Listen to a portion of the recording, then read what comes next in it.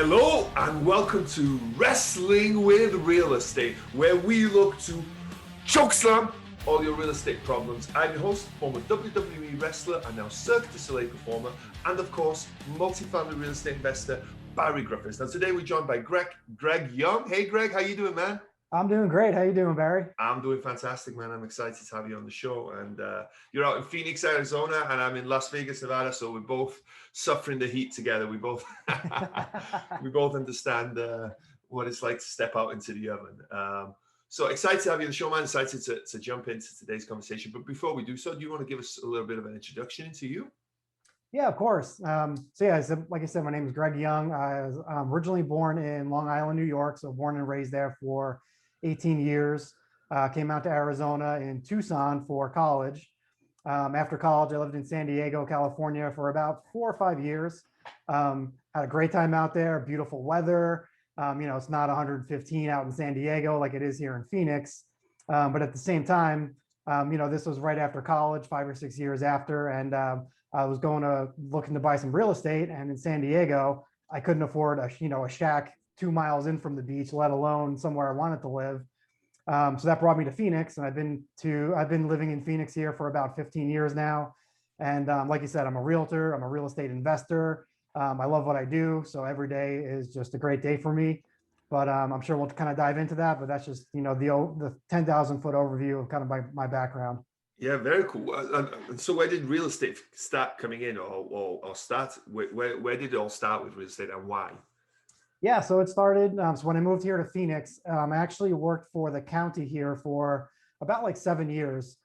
So during those 7 years, probably the last 2 of those 7, my mind started going about real estate, and I really didn't want to, sit in a cubicle for the next 30 years and, not really make all that much money and have really a great career. So I was literally talking to a buddy of mine. He said, hey, if you're interested in real estate and investing and everything, why don't you become a realtor? That will, give you an idea of the contract and the background and, lenders and title and everything. So it just kind of got my wheels moving.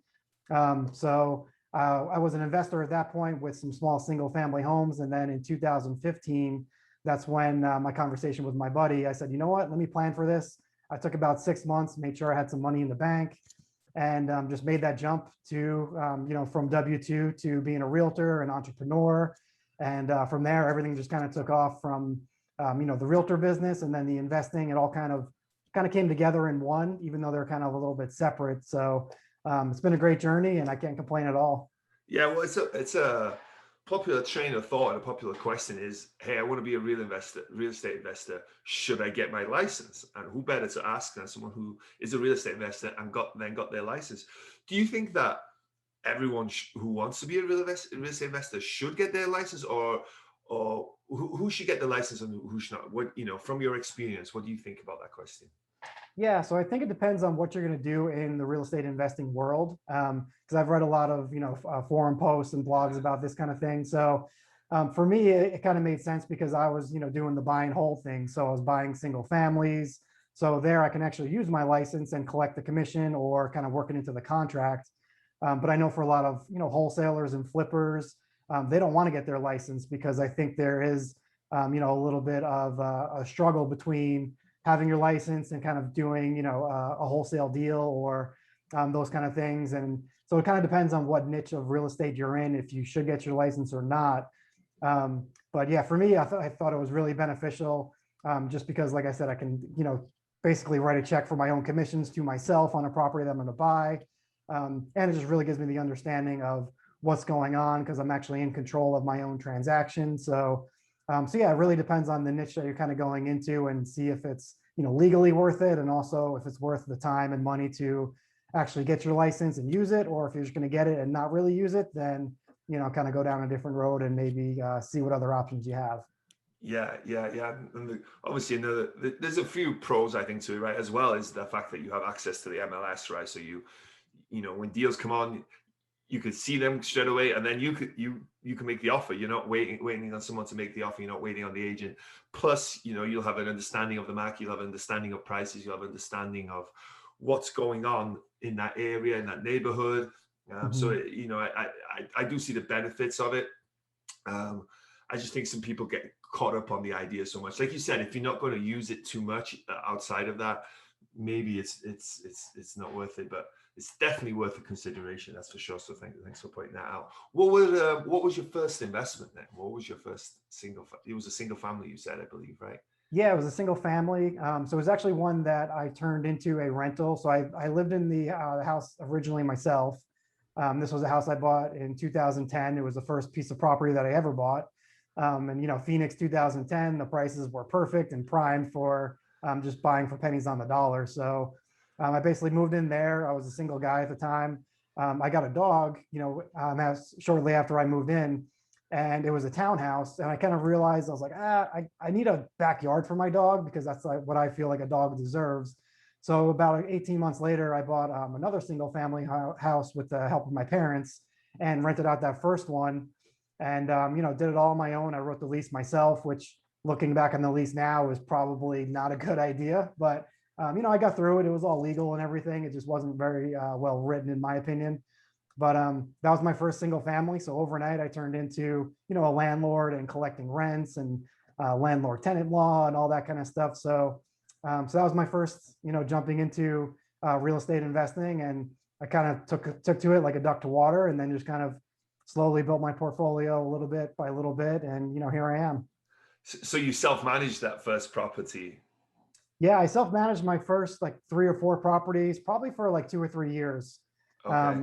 And I know there's like pros and cons to that. Yeah. There's debates about that. And I'm really glad I did it, because I was just kind of naive to the fact of, hey, let me just try this and do it and learn it. Did I make mistakes? Of course I made mistakes. I'm sure I made, a lot of mistakes along the way. Nothing that really set me back all that much during that time. But it was a great learning experience. And then after 2 or 3 years and 3 or 4 properties, I was like, you know what? This is the time I can dish this off to a property manager, get some of my time back, and really, kind of make it a business and delegate a little bit more than I had in the past. Yeah. Looking back, would you, if you started again, would you self-manage again, or would you hire a property management company? I think I would probably self-manage again, just to get that experience and that knowledge. Sometimes it wasn't fun collecting rent on, the 5th of the month, and you're driving to them, but lesson learned. So yeah, I would definitely recommend it for somebody who's beginning, just to, kind of take those knocks in the beginning, but really learn. This way, when you do have a property manager, you understand exactly what they're going through, what they're, when they're trying to collect the rent, you don't, you kind of understand, the process of doing that, and maybe give them a little bit of leeway in the beginning. So. Yeah, that's such a good point, mate. Is because if you self-manage and you understand how difficult property management is, you'll be a lot more understanding of the problems that your property management will come. And also, it's good to know the ins and out as well, so that nobody can pull the wall over your eyes, and you understand, you have expectations of how things should run, how things should be going, right? And I think that is very valuable, right? And like you said, you make a lot of mistakes, but that's how you learn a lot of times. So yeah, that's a great point. Yeah, absolutely. So what kind of portfolio did you build from there? Where did you go from there? What kind of investments did you make from there? Yeah, from there, we added a few single families here and there, a small multifamily. We incorporated some 1031 exchanges in there. So some properties kind of, churned and turned over a little bit. But in the last couple of years, me and my wife, we've invested as limited partners in larger multifamily deals with other operators who basically put the deals together. And I really did that because I wanted to learn the business of multifamily, but I wanted to learn it kind of from the inside out. And being a limited partner, obviously you get the benefits of investing in that deal, but you also get the benefit of the relationship that you have with that general partner. So you can, once you invest with them, you should be able to, get them on the phone, ask them some questions. And, a lot of people, as you know, are really cool in the real estate industry. So you can really ask them questions of, how did you underwrite this deal? How do you find deals? You kind of ask them those more deeper questions, that I like to ask and learn. So yeah, we've invested in 4 or 5 deals as a limited partner, and slowly trying to make that transition over to general partner in larger multifamily, and really learning about the whole systems and processes and legality. And, there's a lot to learn to it, but so yeah, that's the last couple of years of what we've been doing, is investing as a limited partner, just to get that knowledge and that experience, and, kind of take it to the multifamily level on the GP side. I think you make such a great point there, is that not only you invest in the syndications to invest, so you're investing your money, you're getting a return, you're enjoying the benefits of real estate, but at the same time you're learning, like you said, inside out, right? Because you get access to the GPs. If you're investing in a syndication and the general partners, they want money to take down these deals, right? It's part of the business, right? Money, deals, keeps them going, keeps the deal flow, keeps everything moving along. So if you're investing money in these deals, they're going to give you access, or they should anyway, give you access to them to a certain degree, right? They can't be answering phone calls at 3 a.m. every night, answering 10 million questions. But if you're investing deals, they're going to want to work with you. They're going to want to answer your questions. They want to help you, right? Because it's for everyone's benefit. And another thing that, is great is that you're building these relationships, right? Maybe in the future, if you want to be in a syndication, maybe you join these these general partners, or you need advice on something else. You're building these relationships, and it's so that for anyone who's looking to be in multifamily and do syndications, you brought up such a great point. I think it's such a great way to go about it. To invest as a limited partner, build these relationships, learn from the inside out, see how they're reporting, see how the deal is doing, see how they underwrite, see how do they give you reports monthly, quarterly, when do they pay out, all this stuff you're learning just by being a part of it, and mentorship is good, but this is a great way to start. And I think that's such a good point. And I've heard so many people that's the stepping stone that they've used as well to get into to bigger deals. Something interesting about you as well is that you've been part of writing a book, right? You've been involved in the book. How did that come about? Yeah, that came about. So it's kind of a longer story. I'll try to shorten it up. Okay. It was basically, I joined a mastermind back in December of 2019, so right before the pandemic. And what led me up to joining the mastermind was actually a trip to Belize. Me and my wife, we went on the Real Estate Guys Belize Discovery Tour. So I met a couple gentlemen. We ended up investing in a syndication in Belize. And those two gentlemen, we're now pretty good friends with them, me and my wife. They told me about this mastermind. And then once I got in the mastermind, the leader of the mastermind was the 18-year business partner of Jim Rohn, who is, personal development, business gentleman. He passed away about 10 years ago, but so it was a great, the mastermind was kind of Jim Rohn centric, where, it's about mindset and personal development. And so the gentleman who put the mastermind together, his name was Kyle Wilson. And he's done these books where basically he takes about, in the book that I was in, there was about 80 authors, and each author writes one chapter of the book. And, that chapter is their experience, their life story. And, this book was about success habits, what habits make you successful and in business and personal and relationships. So that's kind of the short version of how I got into the book. Was I went to Belize, joined a mastermind here in the US, and the leader of that mastermind happened to be putting together these kind of books. And when I got the offer, I said, yeah, that sounds amazing. I've always wanted to write a book. But this was like you said, just a stepping stone. I can write a chapter, which is a lot easier than writing a book, because I did start to write a book, and then I looked through it and I was like, oh, this is pretty awful. I don't think it's going to be a good book. But putting together the chapter where they kind of mentor you and they massage the chapter with you throughout the process, I was like, this is exactly what I need. And it was a great experience, a lot of fun, and a lot of cool people in the book. And just a great experience. Very cool, very cool. And we're going to do a second part of this, and we're going to dive deeper into that book and the chapter that you wrote and a lot of the information that's in that book. So we'll do that. But seeing as you mentioned it there, the Belize part, that's pretty cool. That's to invest in the syndication in Belize. What made you invest in Belize? What made you invest in the syndication there? And what are the benefits of that, right? Because I imagine if you go on vacation there, you can write off some of the portion of that, maybe all of it, right? Because it's a business trip to go see your investment and that. Oh yeah, for sure.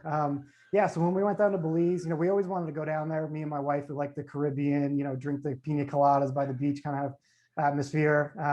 And then once this trip kind of landed on our calendar, we said, oh, this is going to be great. And it was awesome. It was a great trip, great experience. So then once we got there, the timing happened to be perfect, where we just sold a property and we had some extra money kind of lying around. So we were talking about Belize, and we really absorbed Belize and the culture and the economy there. So when the opportunity came up with these two gentlemen, Ryan and Curtis, they were putting together a syndication in Belize. we said, oh, let's talk to him. Let's find out what's going on. Maybe this is a good deal. Maybe it's not a good deal for us. We'll figure it out. So we kind of did our due diligence, and everything kind of made sense with the economy, and Belize, they speak English there, and they take the U.S. dollar, so it wasn't as foreign as investing in like Mexico or another country where it's a different language. So the deal made sense. We pulled the trigger on the deal. We ended up becoming pretty good friends with these guys as well. So yeah, it's been great. The one thing, it kind of, COVID obviously slowed down everything. So the investment in Belize is kind of still on hold at this point, just because we're waiting to build, just because of the timing with COVID and everything. But yeah, like you said, once everything is built, we do have access to the property, I think 3 to 4 days a year. So we can go down there, enjoy a vacation, and probably stay a little bit longer. But yeah, just write the trip off and enjoy a nice vacation. So it's not a bad strategy to, invest where you want to vacation, just to have that flexibility of, hey, let's go to this property, and hey, by the way, we can write it off, and, kind of, do some real estate investing while you're there and research and everything. So it's just, yeah, it's a great time, and beautiful country, beautiful place.